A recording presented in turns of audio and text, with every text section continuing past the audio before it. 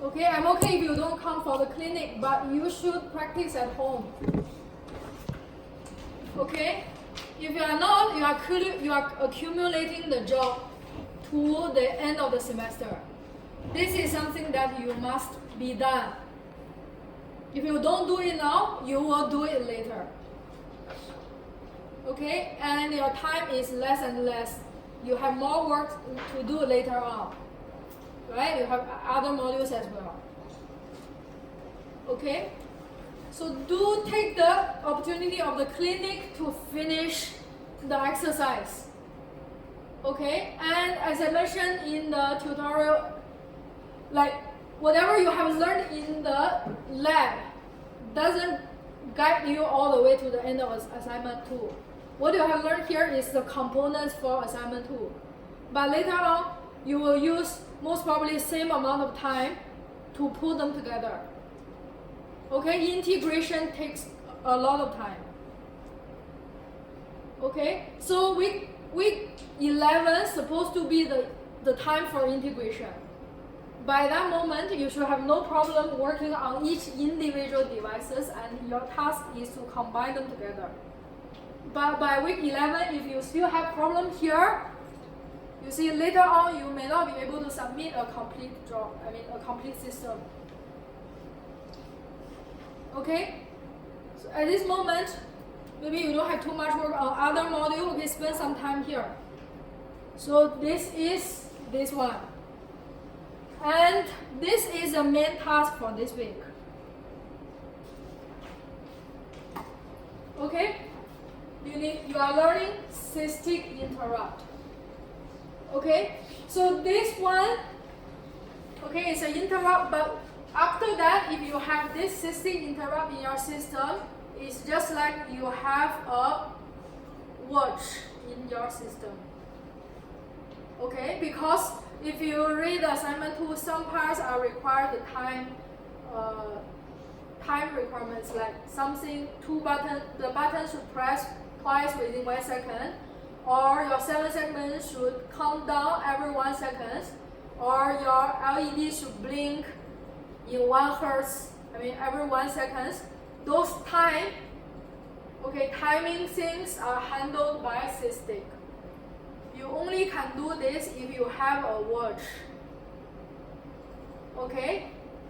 So this is to implement a watch in your system. Okay? So it is actually an interrupt. So in the tutorial you have learned the GPIO interrupt, remember? The last question for tutorial 3. One engineer wants to implement the button, 2 buttons. If any of them pressed, you should display button pressed immediately, right? So in the tutorial, we learned how to enable GPIO interrupt, or we say ENT3 interrupt. Okay? And I also mentioned like the nested vector interrupt controller, in short NVIC, is a manager that handling all the interrupt signals, right? So here you are learning cystic interrupt. Again, it's also handled by NVIC. Okay, so within NVIC there is a cystic interrupt internally. Okay? So what are we doing is something like this. If you have a clock, okay, I think this is 1 kilohertz. Okay, so you have a fundamental clock, just like your E2026. Remember, you have a clock which is very, very fast, right? And you can generate a slower clock based on the faster clock, right? So here, the same. Your LPC or your ARM Cortex-M3 has an internal clock which is running pretty fast. And let's say it is 1 megahertz. So you see, this clock can provide the precise time for you. Okay, we can use this clock to make a watch. So you know like how long is 1 second, how long is 2 seconds, right? So similar here. So if this is your fundamental clock, which is running pretty fast, okay, and then we want to we want to generate an interrupt signal. Okay, the task here is we want to generate an interrupt signal such like this. So, for example, here we will trigger an interrupt. So we will generate this one, and then I just count a certain amount of cycles, and then we generate an interrupt again, and then we count again, like this amount of ticks, okay, with ticks or cycles, okay, and then we generate another interrupt, another interrupt, another interrupt, okay. So you have another. So you have another one, you have another one, and so on.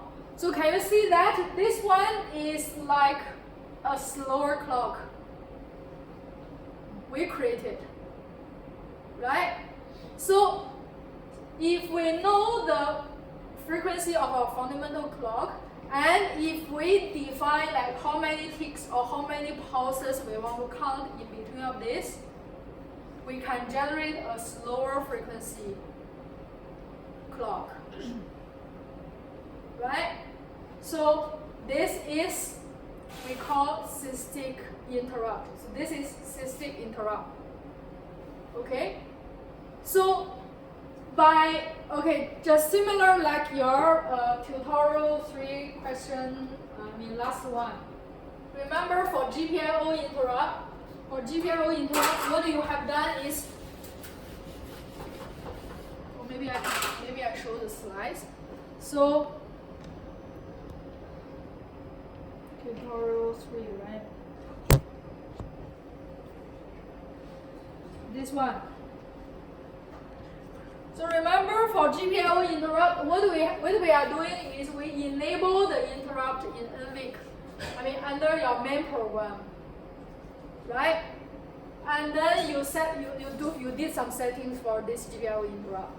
Then what will happen is, okay, this is your main, you enable your UNT3 interrupt. Then basically you generate a interrupt. Okay, here is we are waiting for the button to be pressed. So once the button is pressed, there is an interrupt immediately generated, right? So what will happen is, once you have done this, basically you are telling your NVIC that, okay, where he should monitor. In this case, NVIC should monitor the push button, right? And if you are setting rising edge, is monitoring the rising edge. If it's setting the falling edge, the NVIC is monitoring the falling edge, right? As long as the NVIC realizes any of this edge happens, your code is automatically jump into the corresponding handler. Remember? So here, okay, this is a setting. This is a setting actually right before your while one. So your while one will be below that. So here is something before your while one. It's a setting you did just once, right? And after that, you have something else to run in the while one. So this is your regular routine. Like what you want to do, you plan the sequence. Right? You want to do this one first, and this one, and this one, and this one, then you repeat, right? But once you have done this, within here, you don't need to monitor the button by yourself. So we don't have any code within here to mirror the button, to monitor the button. So what will happen is, while you are running this, if anyone press a button, because NVIC is monitoring that button, okay? So once he realized that someone pressed a button, no matter where you are, maybe you are here, maybe you are here, maybe you are here, we don't know. Okay, no matter where you are in your regular routine, your main program will pause immediately and you will jump into this one. Okay, that is how your handler works. So whenever the interrupt happens, you will jump into here immediately, no matter where you are here. Until you finish this and you clear the interrupt. Okay, you finish. You want to print this information. You finish this. You clear your interrupt. So you go back to wherever you stopped just now. You continue. So if you don't clear, once you come back, because n week is detect the interrupt again if you don't clear the interrupt. The interrupt will be always there. So it will keep jumping into that, and your main program is not running at all. Okay? This is how the interrupt, how you enable it and how you use your handler. Similarly, here.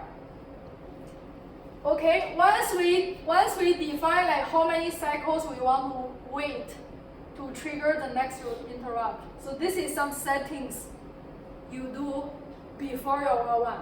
Okay? And then basically your n week is keep track of these interrupts. So whenever is the time that interrupt should occur, you will jump into SysTick handler. You will jump into SysTick handler. Okay, it's similar as your ENT3 handler. Whenever there's interrupt, the moment that interrupt happens, you will jump into the SysTick handler. Okay, then you can write some code here to do like what actions you want to do at this moment, at this moment, and at this moment, at this moment. Get the idea? So here, this is a line we enable our SysTick interrupt. Okay, so there's a function called SysTick_config SysTick call clock divided by m. So this m is actually the count here. Okay, so let's say now my m is, let's say 1,000.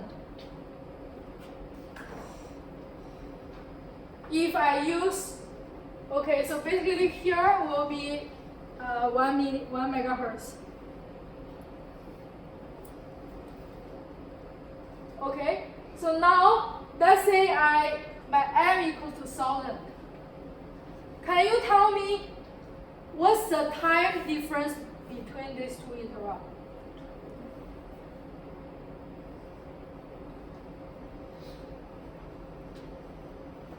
So basically here you will count 1,000 pulses or 1,000 ticks. So you will have an interrupt, then you count until 1,000, you have another, this is the moment I want my next interrupt happen. And then you count 1,000 again, you generate another one, you count 1,000. So what is this? What is the time difference here? If I'm telling you this is 1 megahertz.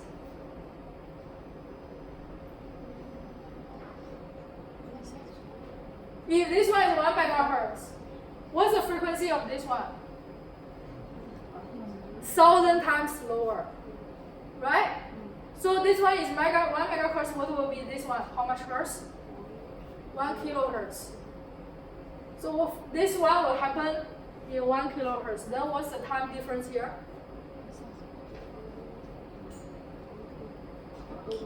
1 over 1k is how much? 1 milliseconds. Okay? 1 milliseconds. Okay? So every 1 milliseconds, you will have this. You are triggering an interrupt. And also, that's why every 1 milliseconds, you will jump into this handler. Okay? Because this is the moment you jump into the handler. Whenever interrupt happens, you jump into the handler. Okay? So this is like a function that only your NVIC can call when it's realized there's an interrupt. So he will call the function immediately. Okay? So here you are going to jump into this every 1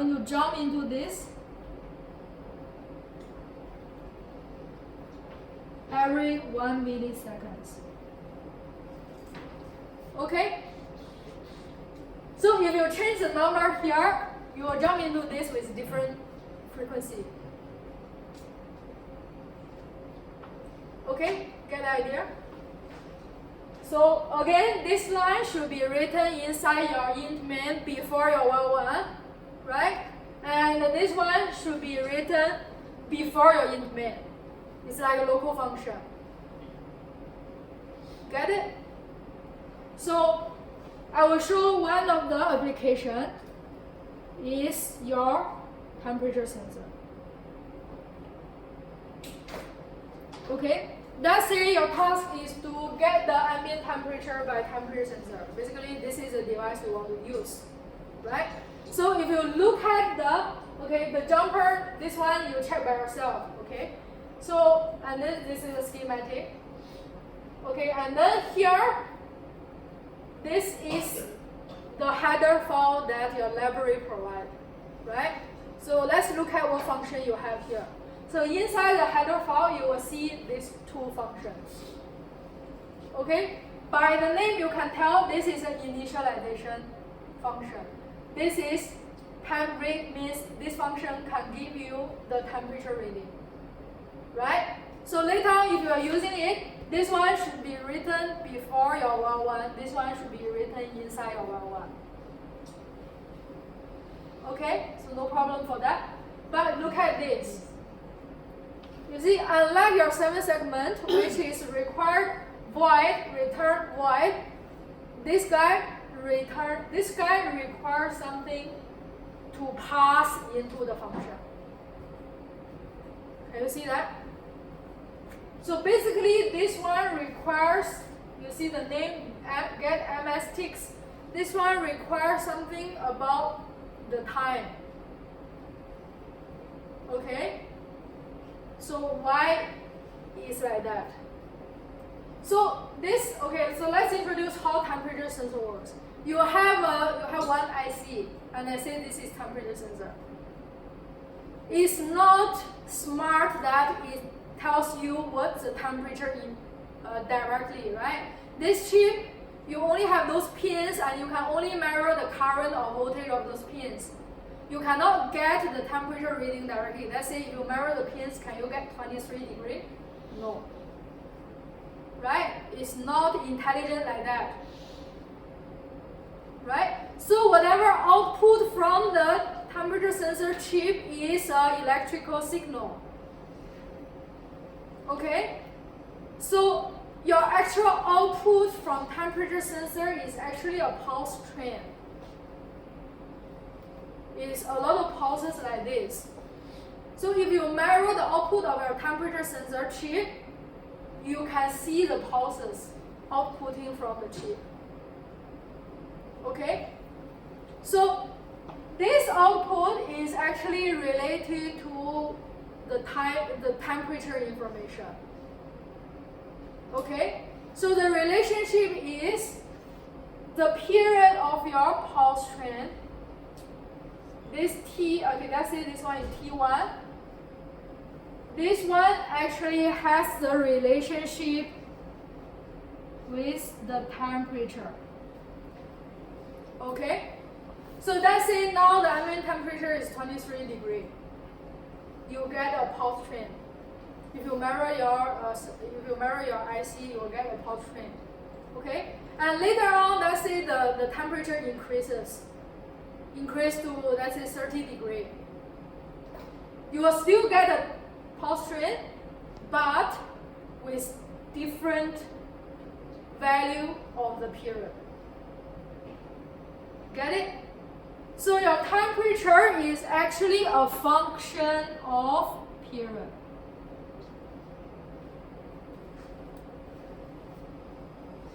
Okay? So that's why if you look at this one, this is to read the temperature, right? If you look at this one, you can find this equation. You can find this formula. Like if you know period, you substitute into the function, you will get the corresponding temperature. Okay? So this is a relationship between the period and then the temperature. So you see, in order to get the temperature, you need to know the period. Right? You need to know the period. Let's say if this one is 1 second. So you substitute this one, you get the temperature. If this one is 0.5 seconds, you substitute here, you'll get another temperature. But you see, you must know what is this time. How long is this one? This is in time, right? The unit of this period is in time. That's why when you initialize your temperature, it requires kind of a ruler of time. Just like if I ask you to measure my monitor, I say how long is my monitor? Can you tell if I don't give you a ruler? You cannot tell, right? Unless I give you a ruler, I say, okay, this is 1 centimeter. Then you can use it to measure like how many of this length your monitor has. Then you can tell me like how many centimeters my screen is, right? So similar here, I want later on you need to measure how long is this. You must have a ruler of time so that later on you can get the value of this t. Get the idea? So when you do the initialization, this guy requires a time. So it actually requires, this one actually asking you what is 1 millisecond. How long is 1 millisecond? Okay, so it's MS ticks. It's asking you to like, tell me what is 1 milliseconds, so that later on when I want to measure my pulse, I know how many milliseconds this one is. Okay? So you see, in order to use this, you must have your cystic interrupt. Okay? Get the idea here? So later on, when you want to use this, you need to include the time.h if you are using these two functions. And you also need to include LPC17XX.h if you want to use cystic. Okay, so these two headers must be added to your code. Okay, then this is your code. So the code here is given, but I just want to explain. Okay, so here, can you see in the main function, remember, I need to enable my cystic. Okay, and the value I put here is 1000. Okay, so that it will take, okay, so every 1 milliseconds you will jump into cystic handler.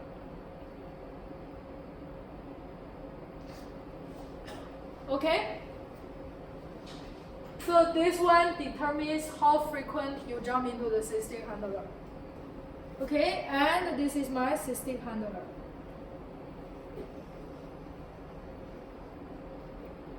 Okay? So this one, this one will be called, that this one will be called every 1 millisecond. Right? So I declared a variable, I call it MS_ticks, and I will keep, every time when I jump into this, I will increase this number by 1. So can you see that this number are actually giving me milliseconds information, right? And I didn't initialize at the beginning. I mean, you can, but you don't need to. Because the absolute value of this variable doesn't give me any information. Every time we want to know the difference of this one. Because, for example, if the first moment, okay, let me finish this and then I explain. So here, this value will be increased every 1 millisecond, right? And this one, since the speed is pretty fast, this one's speed is pretty fast. Okay, so it's not suggested to read this value directly. Just like if I give you a 7 segment, which is keep counting every 1 millisecond. Okay, let's say every 1 millisecond you will jump from 0 to 1 to 2 to 3. What will you observe? If you observe using your eyes, what will you see? you cannot differentiate the number because it's too fast, right? And maybe you got an error, you see? So how you see the number over there? You take out your phone, take a photo of the 7 segment, right? And then you look at your phone. Then you see your phone is 6. Means the moment when you're taking the photo, that's the moment when your 7 segment displays 6. Right?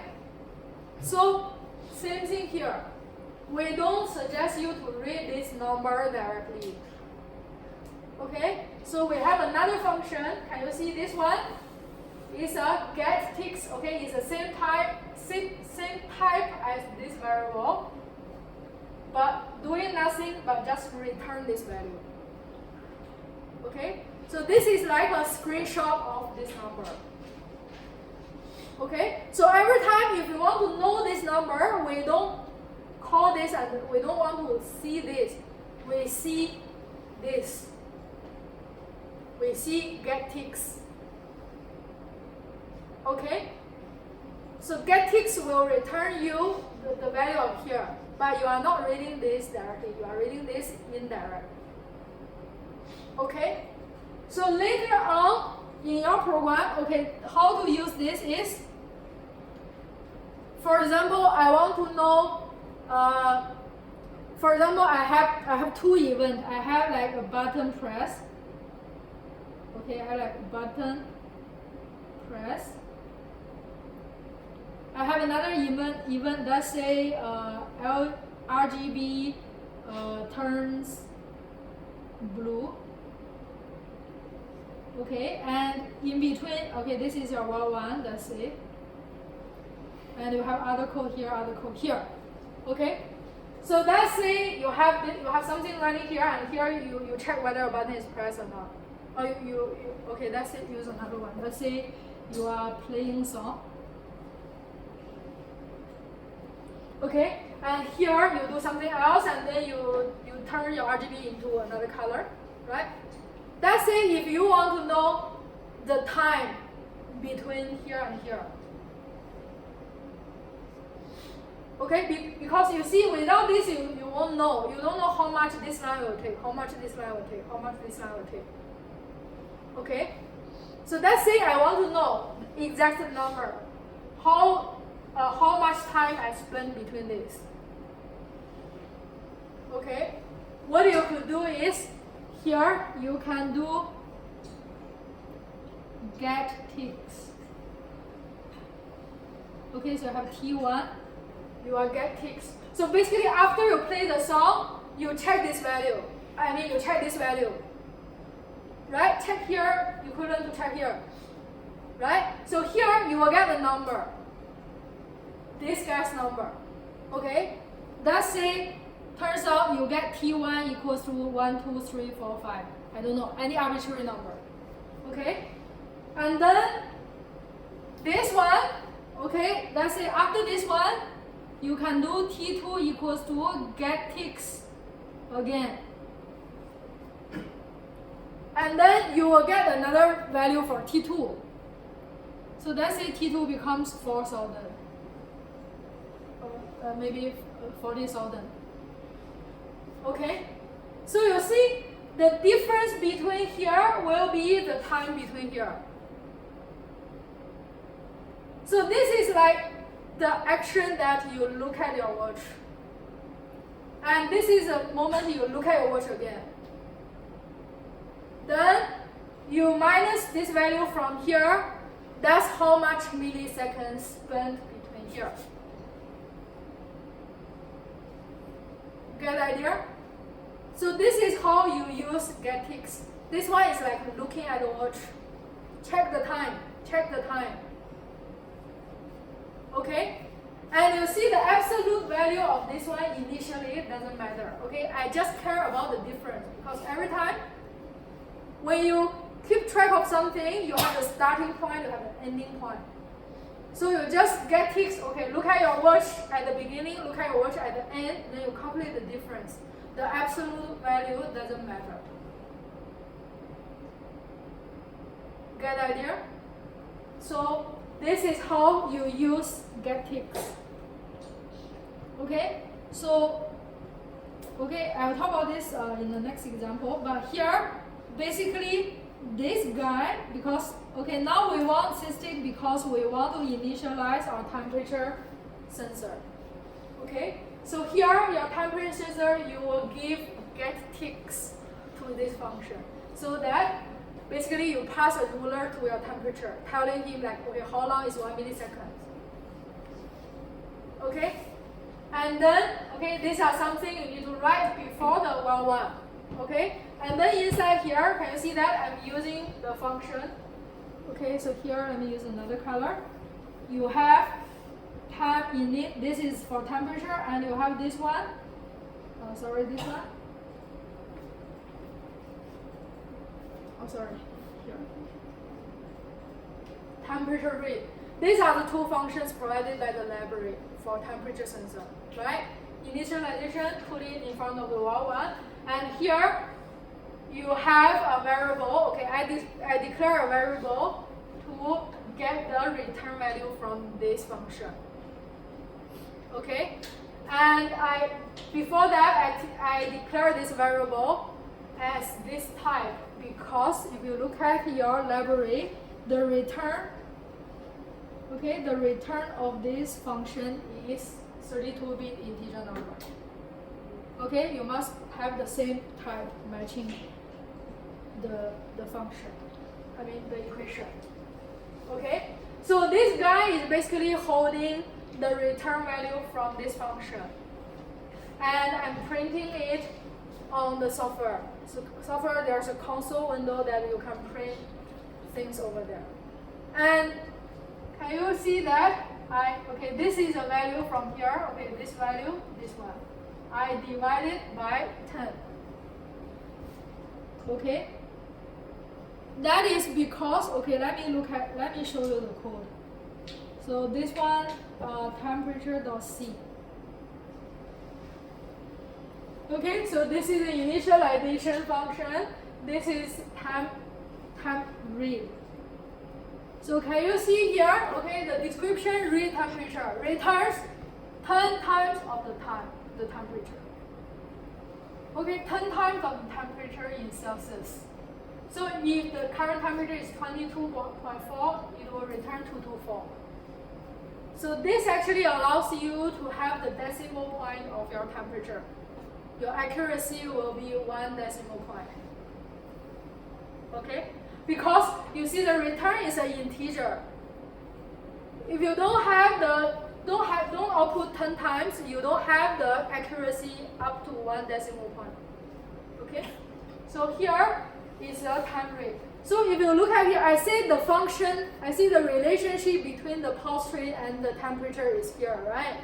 So if you look at this, can you see the return here? Something is returned, something about the non-half period times time scalar deviation 10. You see, non-half period. This is something like the period. Okay, so the period information. So this is a function. Link your period to a temperature. You are returning a temperature. Okay? Because the output of the temperature sensor is the time, is the pulse rate. Okay, and this is a relationship between the pulse period and then the temperature. Okay, so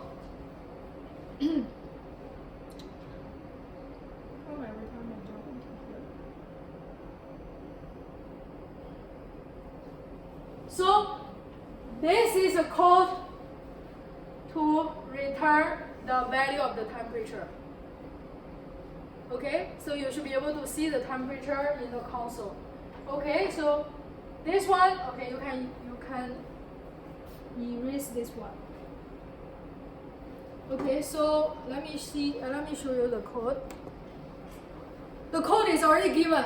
Okay, the code is already given. So your task is just type in and see whether you can get output or not. But when you type in, Okay, try to recall what we discussed here. Make sure you understand every single line you typed. Okay, so let me show what your expected output. Okay, mid temperature sensor. Okay, by the way, this is the way I keep all my code.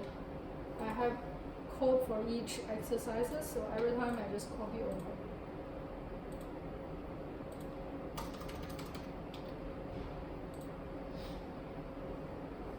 Okay, so this one will be, if my button are pressed, I will display the temperature. So your console will be here. This is your console. So you should be able to see the temperature here. Okay, so I hope you know where your temperature is. Okay, it's very close to your push button, this wire. So later on, I mean, you should be able to change the temperature by, put your finger there or blow some air onto it, like this. Okay, you should be able to change the temperature. Okay, so based on my logic, I don't print anything if the button doesn't press. If I hold. Can you see that? Temperature is there. Okay? And then I can change it.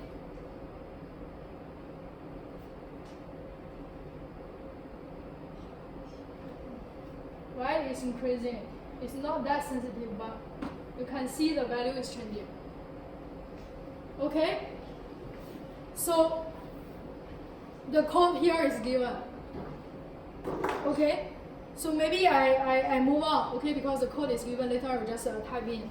So another example of SysTick is the one that required in the assignment tool. So if you have read the assignment tool, there's one feature saying that your 7 segment is counting from 0, 1, 2, 3, 4, all the way to F, then go back to 0 every 1 second. Right? That is one of the required feature. So the question here is to count second on 7 segment. You can do like that. Okay? And here's the moment I introduce the flowchart. I hope everyone knows what flowchart is. For your assignment 2, flowchart is a compulsory component. Okay, you should have a flowchart for your entire system. And your flowchart should match your code. What I have seen for the previous semester is one person is drawing the flowchart, the other person is working on the code. Turns out these two are two different stories. Okay? That's totally lost the point of flowchart. If you have a very good flowchart, you can actually translate it to code step by step. Okay? So that's the purpose of flowchart. Okay? So let's do this together. So let's say I want to draw a flowchart for this task.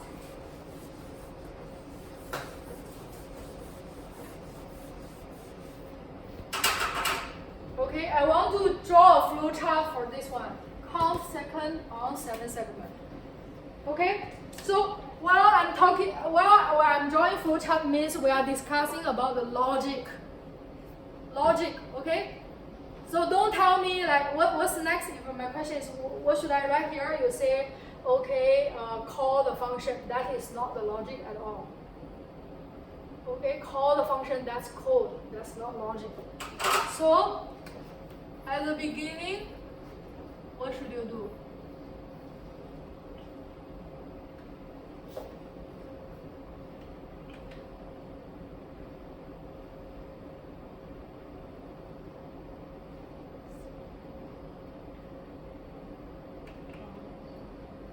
You realize that there is a loop, right?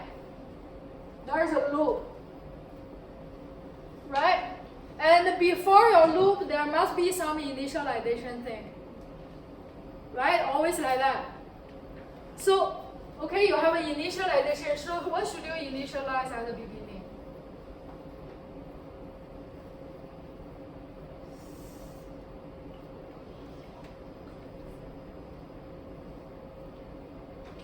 This something that you want to print repeatedly.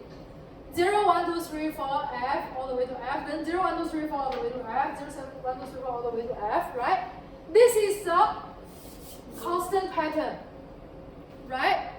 So firstly, you must have that pattern stored somewhere so that later you can grab it and display it. Right? So at the beginning, most probably you have an array, okay, maybe 16 of them. So you have 0, 1, and 2, and so on, all the way to F is originally stored inside this array. So later on, you just need to display character I if you keep changing the index. Right? Okay, initialization. Then what's next?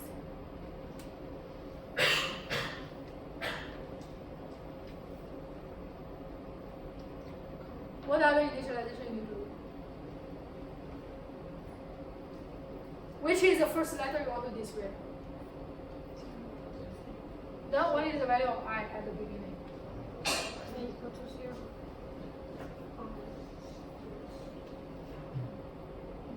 Okay.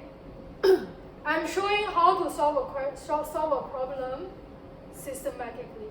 Okay. So most of the time, if you cannot solve a problem because you don't have a clear flow, if you have flow already, you can start working already. Okay. So people who have difficulty come out with this one. Okay. I hope you are following me and think which step you couldn't come up with yourself. Okay, and why? You need to ask yourself why you cannot get it. Okay, you cannot get it by yourself. Okay, that's the way you improve. No one will provide answer every time for you.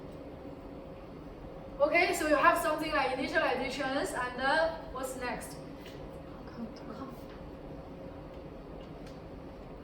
Count. So let's say if I equals to 0, okay, I will display it, okay? I didn't show like what's the code to use to display. But just imagine now your 7 segment is display this one. When, okay, you are displaying, okay, let me write here. When you are displaying 0, 1, 2, 3, 4, okay, let's work on this and so on. So I say the time difference between here will be 1 second, 1 second, 1 second, 1 second. Okay? Forget about code. If I want you to do this, if you have a button 1, 2, 3, 4, you have a number pad that you can press, and then there's a display that display whatever you press. I ask you to display the thing change the number every 1 second. What should you do? You press 1, and I say 1 should stay for 1 second. How to monitor 1 second? The moment you press 1, what should you do? What should you do? Look at your watch. Right? Look at your watch. See what's the time now. Okay, 8:14. Right? So you display this one, you check time. You remember this time. Right? Let's say this one is T1. Then, what should you do? Within this 1 second. You press, you look at your watch, okay? And then, what should you do? Huh? Press what? Press again. Sorry? Check the second time. You keep looking at your watch, right? You keep looking at your watch.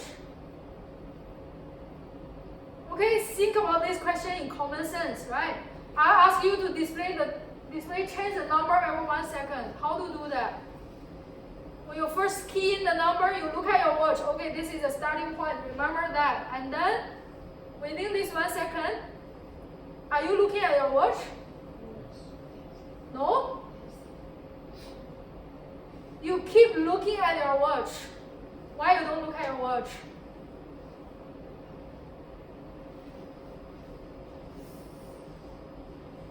Right? You keep looking at your watch. Means at this moment, you keep looking at your watch. Every time, okay, you check very frequently. You don't want to miss 1 second, right? You keep looking at your watch. So you get the time, you get another time as well. You keep looking at what is T2. Okay, let's say at this moment you are at let's say this one in milliseconds is 1, 2, 3 milliseconds. Okay, then within this 1 second, what are you doing? You keep looking at your watch. Okay, maybe this one is 1, 2, 5. Then next moment will be 1, 3, 0. And then next moment will be 1, 4, 7. Once you get the number, what should you do?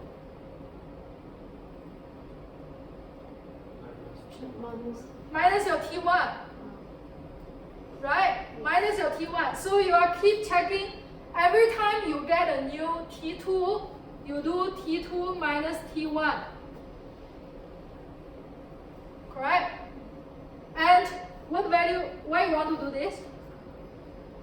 What value you are looking for? 1000. You keep comparing this value with 1000. Right? If it's less than 1000, what does it mean? It means you are in the middle of here. You haven't reached this moment yet. Okay? If it's less than 1000, okay, what should you do?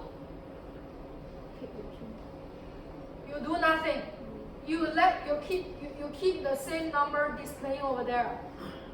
You keep displaying this one. Okay? So then from next moment you check your T2 again, do the same thing, compare the value difference with 1000. Keep doing the same thing. Right? Until the moment you realize this one is greater or equal to 1000. That's the moment you are here. T2 minus T1, you get 1000. What should you do now? Display the second number. Display 1. Then, what else you need to do at this particular moment?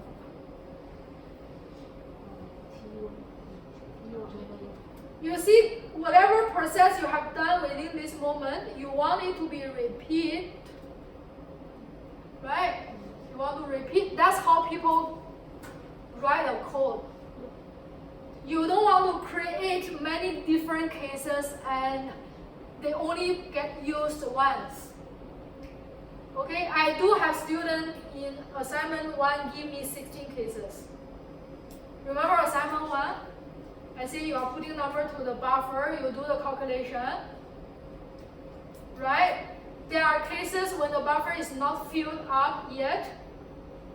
Those cases can share the same type, the same code. And once the buffer is filled, right, you write another bunch of code to settle those kind of cases. But people give me 16 cases for each line. That's not programming. Okay? Let's say if I'm not giving you 16 lines, I'm giving you 10,000 lines. Are you giving 10,000 cases? Right? So, same thing here. You want to write part of code that can be repeatedly used. Okay, so whatever you have done here, you will repeat the same actions here, same here, same here, same here, same here. Right? So, at this moment, what should you do? Once you set this one to 1, what should you do? Later on within this, you still want to measure the difference between T1 and T2 and compare it with 1000. Not other values. If you are changing these values, means the loop is changing. So what should you do here?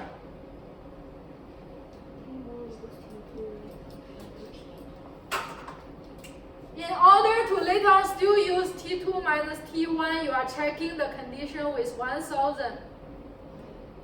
Can you see that your T1 shouldn't be here anymore?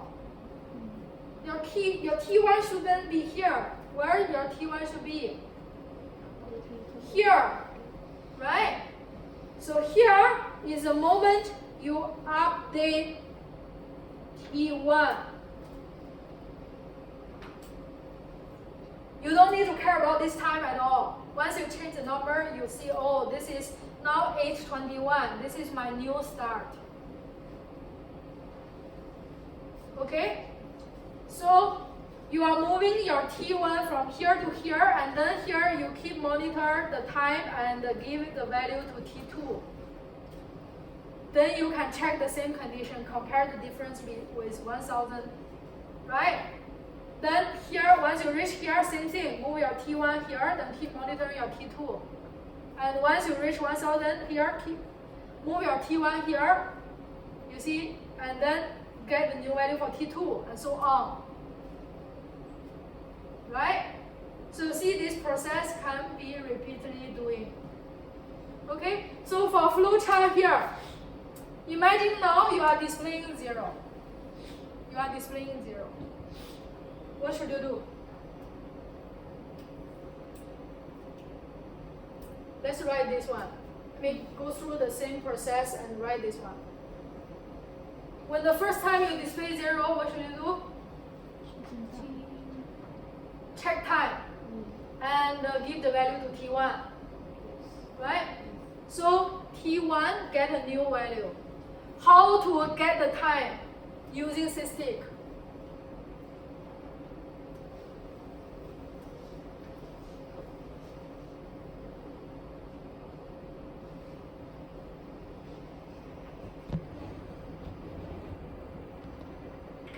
Which code is watching check the watch? Get ticks. Remember? I say get ticks is looking at your watch. Okay? So T1 equals to get ticks. Okay? Basically here, okay, I'm writing the code, but here is get the time, get the starting time. T1.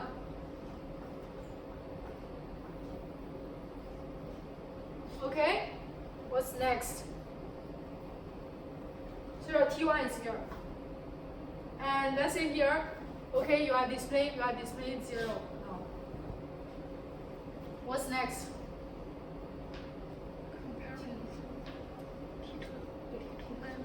I'm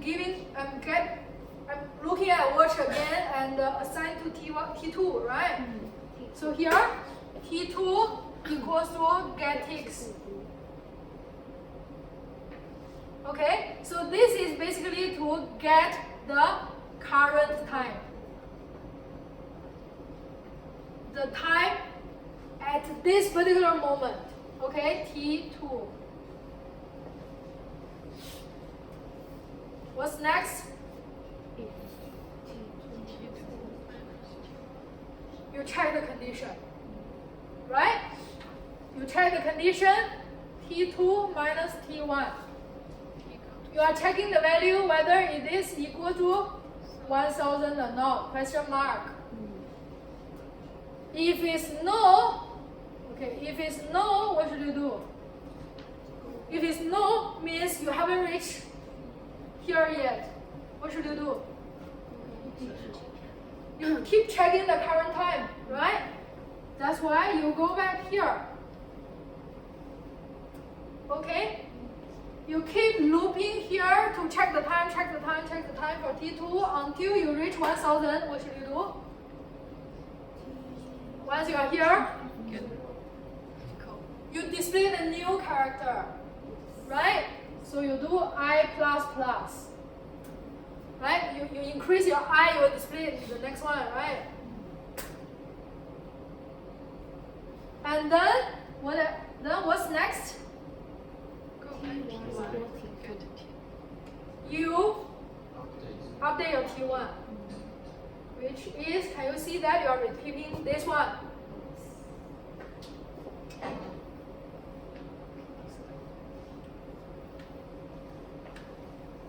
mean, that's all for doing this. Okay, there's a special condition you need to check here, which is whether you have reached the last character or not. So I++ may not be the always case. For example, if you are displaying F, the next action is not F++. It's I equal to 0. You reset it to 0. So basically here, you will have two options. You need to check your I as well. To update your I, okay, different ways to update your I, but later on you'll go back to this one also. Okay, so can you see that here is a infinite loop? Okay, so if you have this already, okay, this is quite nice. If this one is good enough, you can write your code accordingly. Very easy, okay? I mean, I don't write all the other like the settings, system. I don't write all this, okay? I just write whatever in the. Okay, maybe at the beginning I write. Okay, so I have. Okay, this one you know how to write, right? This one also you know how to write. It's before your while one. So your while one is here. Okay, so this is before your while one. Okay, once you have this, look at it. While one is an infinite loop. Look at your flow chart. Which part is the loop? Where the loop starts? From here, can you see that? From here, everything will be repeated, cannot escape from here. Okay? That's why these lines are in front of the while one. From this moment, you are inside the while one. Okay, so you have T1 equals to, okay, definitely you need to define your T1 and T2, okay, at the beginning. Okay, so here T1 you will get ticks. Okay, you see just one line to one line correspondence. So this one you have T2 get ticks. Okay, and then you have the if loop. Okay, if T2 minus T1 is equal to 1000 or not, right? And if else, okay? Okay, and here if like that, you repeat this one, right? Or you can, okay, if this one is, okay, let's say if this one is equal means you are here, right? If this one not equal, when you want to go back is here, right? So here inside here you can keep get ticks again and again and again. Sorry, this is not. Okay, this is another while loop. This is not very good. Okay, let me check. Okay, I have my. Okay, so it's not like that.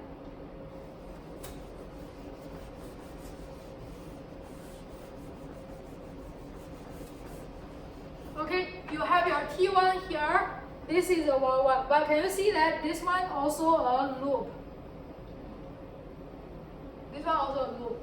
So you can have a while condition, while T1. Okay, let's say get ticks. Minus T1 is less than 1000. Okay, this is like your T2. You can keep checking it. Whenever you are here, you get ticks one more time. Okay, and if it's less than that,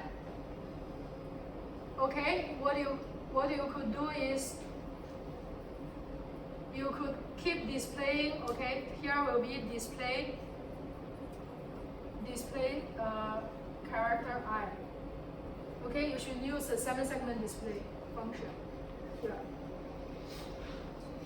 Okay, so what I'm saying here is if this one is well organized, you can write your code line by line like that. So I have an example here. Okay, so don't take photo of my flowchart.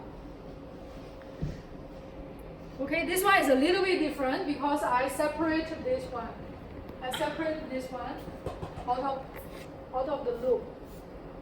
So at the beginning I equal to 0, and then I have initial time which is t1.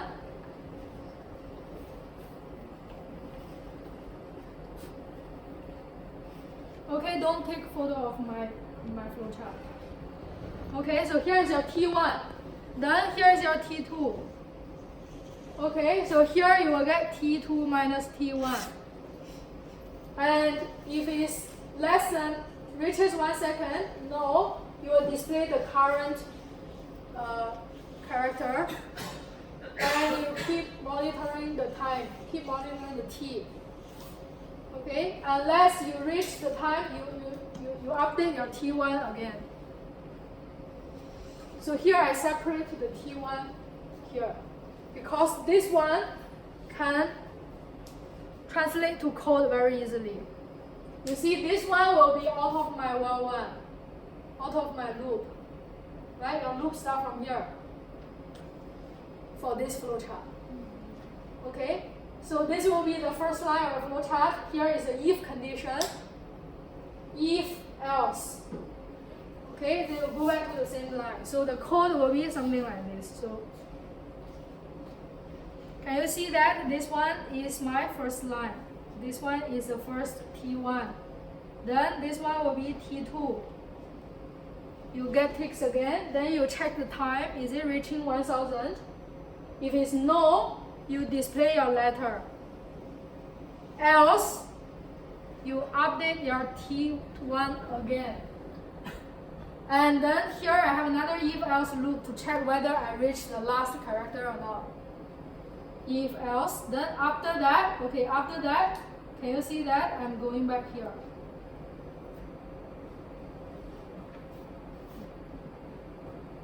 Okay, so this one follows my flowchart. So you see there are many ways to draw the flowchart for different, for the same task.